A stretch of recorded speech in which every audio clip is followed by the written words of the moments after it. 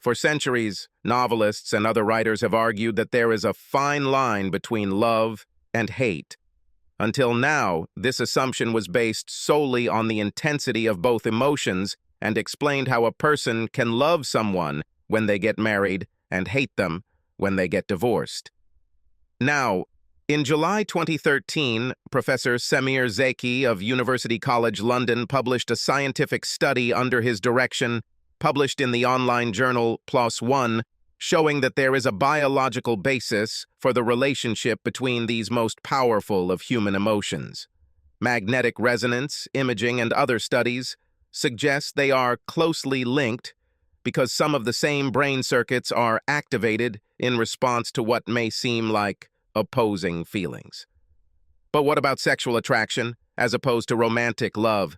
Can a person lust for someone he hates? Both in academia and in real life, I, Greg Nelson, have faced this question.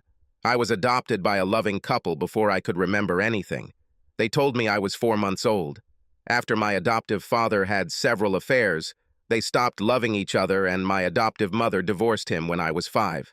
I almost never saw him again. However, my mother's brother was still a great father to me, and his wife was almost a second mother to me. My aunt and uncle were always kind to me for the significant amount of time I spent with them throughout high school, especially when my mom had to work or had problems with her life. They provided for me, made sure I wanted for nothing, and even paid for part of my college education. However, the most important thing was the love they gave me. With the exception of my mother, aunt, and uncle, I was always underestimated as a child and often as an adult. It was, and still is, because of my body type. No matter what I do, I will never have a saggy waist. I have what almost everyone who mentions it has, a beautiful face with piercing ice blue eyes and silky blonde hair that is attractive to women. But my body clearly lacks core tone. Due to the apparent lack of core muscle tone in my body, I was bullied at school until rumors began to spread that maybe I wasn't really that good at taking tests. Although my hands weren't particularly fast, my upper body strength was unbelievable given my appearance. But if I got to my opponent, it would be the end of him. This became especially noticeable after my uncle, who earned a black belt in judo as a teenager, taught me several submission techniques and chokes that suited my strengths. My main problem as a child was that I was not bullied by boys at school and that I did not have a father at home. Rather, my main problem, unfortunately, was the black spot of my aunt and uncle. It was their eldest daughter, Amber, my aunt and uncle's son, Josh, who was a year younger than me, and their youngest daughter, Brittany, who was 3 years younger than me, were not only cousins, but also good friends. Amber, who was 2 years older than me, was and still is the most vain, nasty, toxic version of a person imaginable. Although Amber also treated Josh and Brittany poorly, it was nothing like the way she treated me. She called me every offensive name she could think of. For most people, insults are simply an expression of speech. In her case, she actually kept a spiral notebook of offensive comments and phrases that she had made up, heard from others, or picked up from reading trashy novels just about me.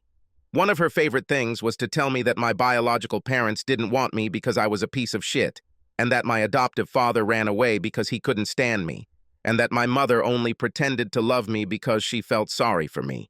It wasn't until I was 13 that my mother finally convinced me that everything Amber had said was bullshit. It was then that I learned about the adventures of my adoptive father. Amber also liked to play pranks on me, such as spitting on my... One of Amber's favorite tricks was to politely ask me to do something for her in front of my aunt or uncle. She knew how much I adore them. I knew they would never think badly of her, and I knew how much it annoyed me to have to do her errands. Amber would probably make sure, in the presence of my aunt or uncle, that I didn't do what I promised.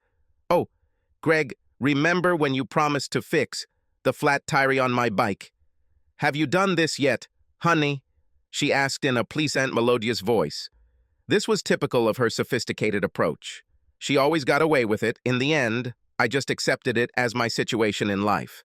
Although Amber was rude to almost everyone she felt she couldn't use in some way, she seemed to take special pleasure in trying to make my life miserable for reasons I could never understand.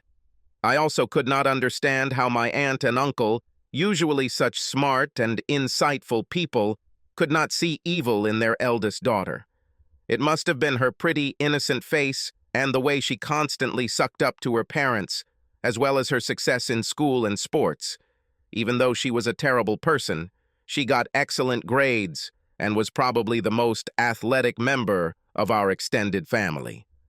Up until that point, the happiest day of my life was when Amber went to college out of state. However, even then, she would call her parents and ask them to ask me to do some menial work for her. At least I didn't have to interact with her in person. My birthday falls in the summer. The day after my 18th birthday, my aunt and uncle threw a party in my honor at their home for friends and family. Even though Amber was home from college for the summer break, she couldn't decide to attend, even though she had apparently returned from some trip with friends before it was over, because the meeting with her changed my life that day. Since the downstairs bathroom was occupied, I went to the upstairs bathroom at my aunt and uncle's house around 9 o'clock in the evening on the day of the party, which was already ending. The bathroom door was slightly open, so I assumed no one was there. It was a large bathroom with a bathtub and a lot of space behind the door. "Why the hell are you barging in here?" "You're invading my privacy, you brainless piece of shit," said the pleasant voice of dear Amber. She stood next to the bathroom with her hands on her hips and didn't even try to cover herself. I was speechless. Before closing the door, I stuck my head back in and with a mocking expression on my face said, "You look disgusting." As a result, she cursed at me and slammed the door as I was leaving. It was difficult for me to think straight for the rest of the night. Judy, a friend who had been making provocative comments about me, noticed my predicament. Neither Judy nor I saw a long future for ourselves, but we enjoyed being together a couple times a week until the summer ended and we went to different colleges. Most of the time I was with Judy, my thoughts were with Amber. When I was a sophomore in college, Amber got married. I felt sorry for the poor guy until I met him. His name was George. He was about my height, 185 centimeters, 100 kilograms, although with six-pack abs instead of the noticeable belly that I always carried with me, and which was the main reason people underestimated me. He was also very good-looking. However, he was just as much of an asshole as Amber. They deserve each other, I thought after a 5-minute conversation with this smug, arrogant, sarcastic idiot. In the lead-up to the wedding, Amber took her disgusting habit of sending me on missions in front of her parents to new heights. I could barely work for the summer, so much of my time was spent completing her endless assignments. The only time I was persistent was when she asked me to do something for George, and the only payback for that was that I accidentally caught her, and sometimes the bridesmaids, trying on different outfits and being almost naked. I was an usher at the ceremony, danced my head off at the reception, and even picked up one of the tipsy bridesmaids in an empty conference room next to the hotel ballroom where the reception was held. The only downside is that Amber looked so damn sexy. The summer a year after sweet Amber and George got married, Josh hosted a pool party at my aunt and uncle's house, with their permission, while they were out of town. My mom was there, Josh and Brittany and their boyfriends, me and my girlfriend, and a lot of mutual friends of all ages. Amber and George kindly graced us with their presence about halfway through the party. Amber had apparently been drinking before the party and downed 2 martinis during the party. Despite my best efforts to avoid her, plus I was wearing mirrored sunglasses, which made it easier to see her in a bikini from afar, she and George had me cornered. She started telling me that they needed my help to move to another apartment in 2 weekends. Her parents weren't there, and I was still angry that I was the errand boy for her wedding, and her tone was more commanding than questioning. So I exploded. "I'm not your fucking errand boy anymore," I snapped at her. "Listen, you're a brainiac. You help, or I'll tell Mom and Dad that you're being a jerk to me. I'm done with your games. Tell them what you want," I growled. "You have no right to talk to my wife like that, boy," George growled threateningly. "Fuck you, George. You're an asshole just like her, I snapped back, throwing my sunglasses aside. George and I got into a fight. At first, Amber approached him and fawned over him. After I made fun of her by saying, "It's nothing serious, Amber, just his pride. I wouldn't want to deprive you of the only idiot who was stupid enough to marry you," she jumped up and hit me. "Stop waving Amber around. It will hurt you." Seeing that she did not calm down, I dragged her to the side of the pool and threw her into the water. With the help of my mom and Brittany, George was revived and he and Amber left the party in a huff. Surprisingly, or perhaps not, no one else left. After Amber left, Josh, Brittany, and a few friends patted me on the back and said, "Great job, Greg. It was great to see these idiots put in their place," or something like that. Even my mother didn't judge me. "It would be better if this didn't happen, dear," was her only comment. Then she kissed the bruise on my left cheek. The reason I mentioned the study on the relationship between hate and love is because I knew about it in advance. The other two scientific studies were conducted in tandem by researchers in England and the United States. One of the other studies was on romantic love versus lust, and a study I volunteered for about 16 months ago was on lust versus hate. Although the last two studies have not yet reached any conclusions, the researchers, psychologists, as well as doctors and MRI technicians have given me important feedback on my participation. Of the 25 or so people studied to date, I have by far the strongest lust-hate reaction to Amber's photographs. It seems that the brain circuits that are activated in me when I look at her photos cover the entirety of the hate and lust circuits in the average male brain. I also received free informal psychological counseling on how to cope with my situation. When my aunt and uncle returned from a trip out of town, they heard about an argument between me, Amber, and George at a pool party. Apparently, my mom, Josh, and Brittany had prepared them properly because they didn't assume I was at fault. However, my uncle insisted that I come to dinner with him. My aunt, Amber, and George, the weekend after the incident. My uncle emphasized the importance of getting things right in the family, sympathized with both me and these idiots, and made us shake hands. Amber was a regular asshole. Even though Amber was an adult, her extravagance and pseudo-extravagant regime required my aunt and uncle to subsidize her and George's lifestyle until her grandparents' trust fund came into effect when she turned 30. After that dinner, when I was in the presence of others, I tried to be nice to Amber and George. In private, I had nothing to say to George, and Amber and I continued to trade insults. My intelligence was also often underestimated due to my physique, but I was not stupid. I graduated from engineering school in 4 years and received a partial academic scholarship after my freshman year, so my aunt and uncle didn't have to spend as much money on my education. When I graduated from school, I had 4 job offers. I didn't want to settle for the best, even though it was in my hometown. The reason I didn't want to accept the lucrative offer from XYZ Corp was because Amber also worked there. She worked in public relations, and there was sometimes interaction between public relations and engineering, especially when introducing new products. I hated repeating school gossip when Amber told anyone who would listen. My uncle persuaded me to think hard and accept XYZ's offer. When he told Amber about my decision in my presence, a devilish smile appeared on her lips and she falsely congratulated me. At XYZ, I learned that Amber was a sexual target for several account managers. Amber had a bad reputation in high school and college, but as far as I knew, she was only cheating on them and had no intention of cheating on George.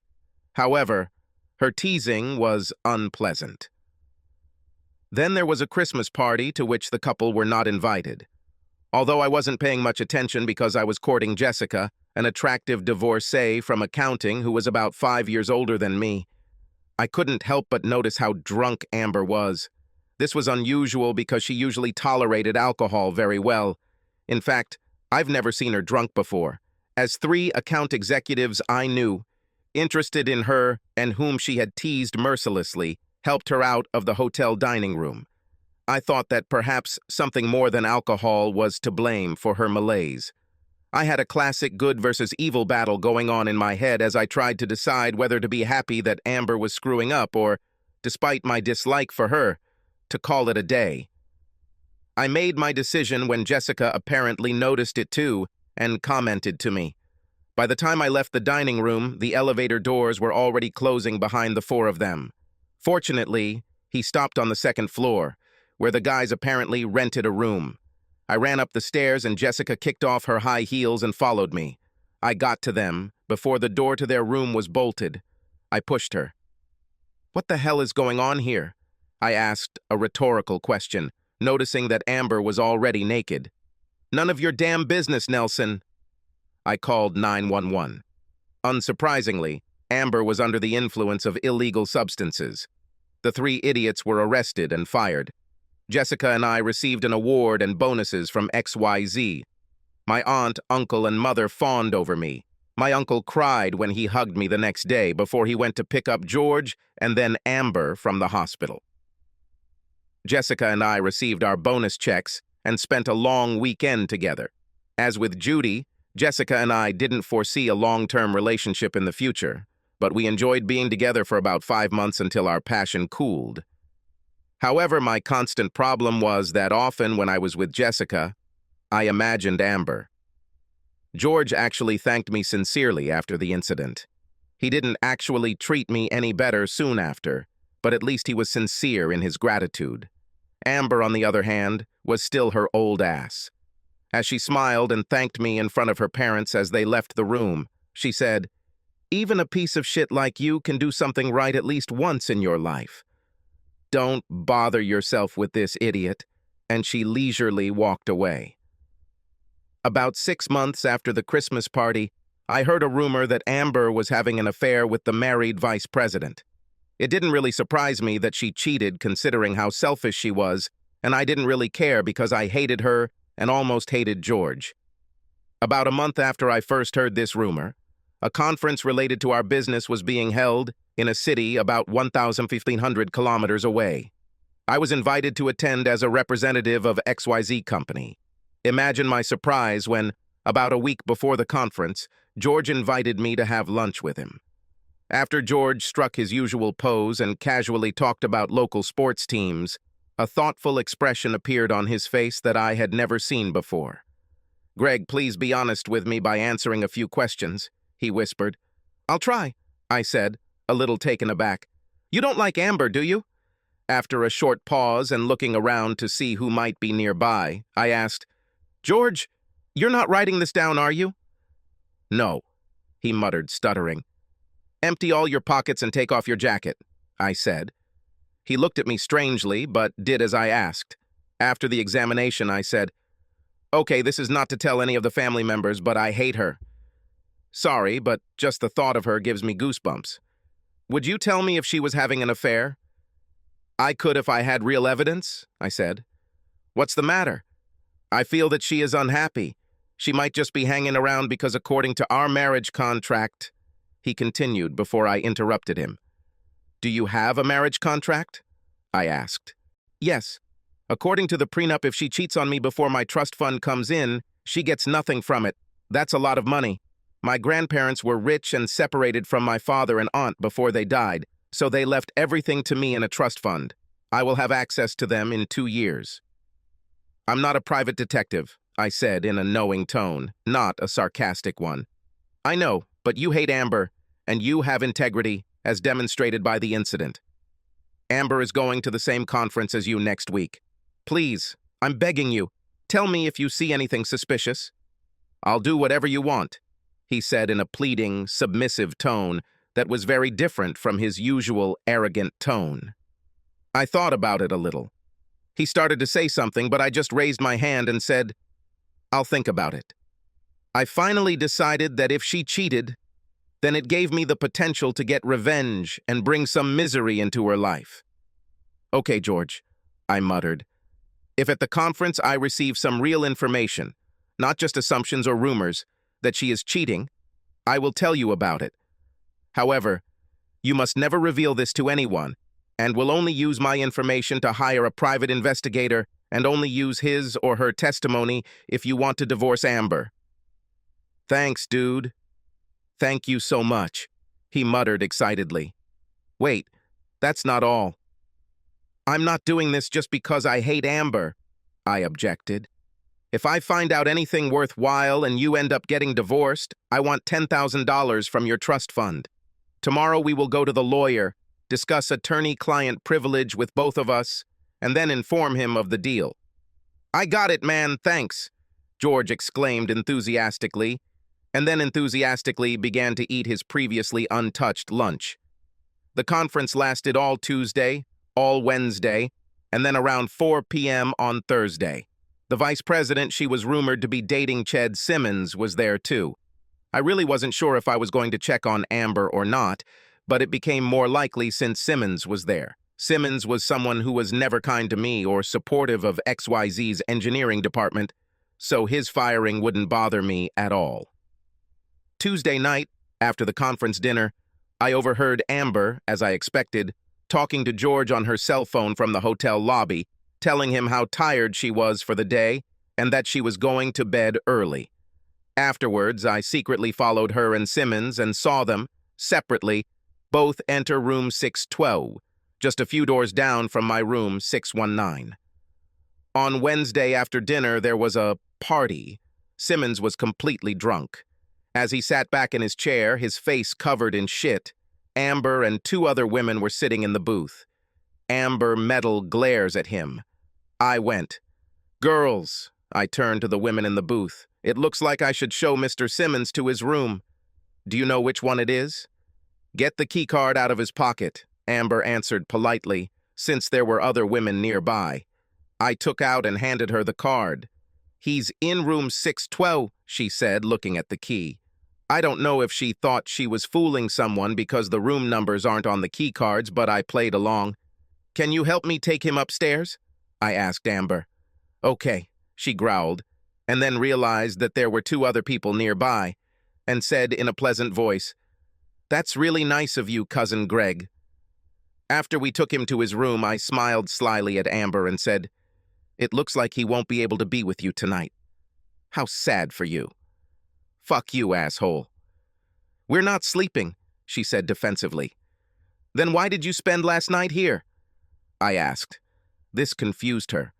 Listen, you don't know what you're talking about. Maybe George will believe you and not me, I retorted with the look of a cat who just ate a canary. I turned and walked out the door. As I opened the door to room 619, I turned to 612 and saw Amber watching me with a stern expression on her face. I showered, put on clean boxers, my usual sleepwear, and lay on the bed to watch TV. There was a knock on the door. I turned off the TV, went to the door and asked, Who's there? This is Amber. We need to talk, was the answer. I opened the door. Amber brushed past me and stopped. Greg, let me be honest, she began. Now you're going to call me Greg instead of shit or something like that? I asked, smiling. Would you rather I called you that? She asked, crossing her arms over her chest. Then I would know that it's really you and not some cyborg that looks like you, I retorted. Okay, she answered after a pause. Asshole, let me be frank. I need you not to tell George about Simmons. Even if you're wrong, I think George is suspicious and it could cause a scandal.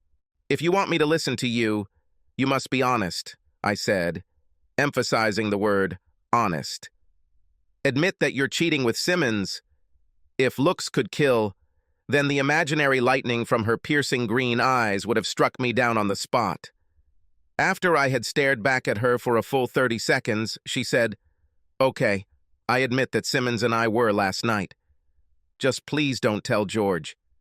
Think about what would happen to Mom and Dad if they found out. Don't play on my love for your parents, I snapped. I hate George almost as much as I hate you, so I probably wouldn't have told him if it weren't for the fact that you're cheating with Simmons. If it was anyone else in XYZ, I wouldn't care. What's your problem with him, idiot? She answered, crossing her arms tighter over her chest. He's a jerk. I think he has to be with you. But he also always puts engineering down. If I report him to management, he will be fired and my life in the engineering department will be better.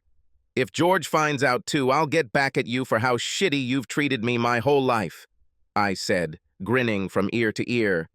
So if I slept with someone else at work, you wouldn't tell George? She asked hesitantly.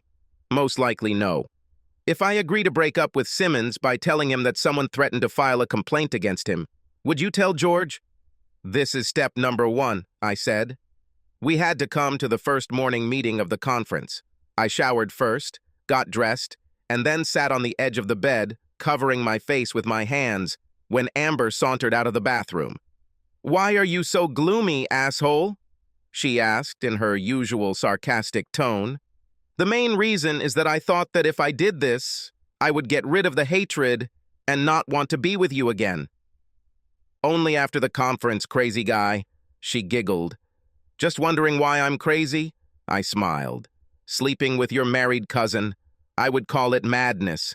As you often delicately pointed out when we were children, we are not blood relatives. After the conference, we had breakfast. I extended my stay in my room until Thursday evening, while Amber moved her things from her room to mine. While she was moving her things, I called George on his cell phone, a number he had given me specifically for this purpose. "Hey, George, I have good news and bad," so began my cliché. "Crap!" he exclaimed. "First, tell me the bad news. Amber will be staying here one more night because the conference will run late and she has additional responsibilities. Today, she and I are working on a project together. When she calls to tell you, depicted surprise, but I wanted you to know that it wasn't because of an affair with the guy I thought was the most likely suspect of having an affair." "Amazing." He practically giggled. "What's the good news?" "I saw her slap a guy who approached her, and I never saw her get mixed up with anyone else, despite the opportunities for it." "Thanks, man.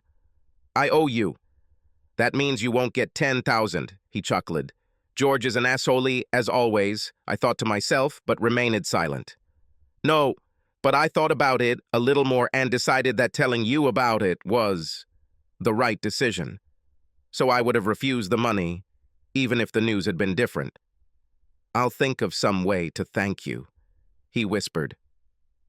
After Amber called George, we put a "Do Not Disturb" sign on the door. This was almost 3 months ago. Since then, Amber and I continued to insult each other daily while maintaining a relationship. I really wish I could stop, but I can't. The reason is that the scientists doing the lust-hate study are writing an article solely about my relationship with her, anonymously, of course. They interview me over the phone every week, and I've even gotten Amber to share her thoughts with them on a weekly basis. We don't tell each other what we say to the psychologist and other scientists, and they don't tell us what the other person said.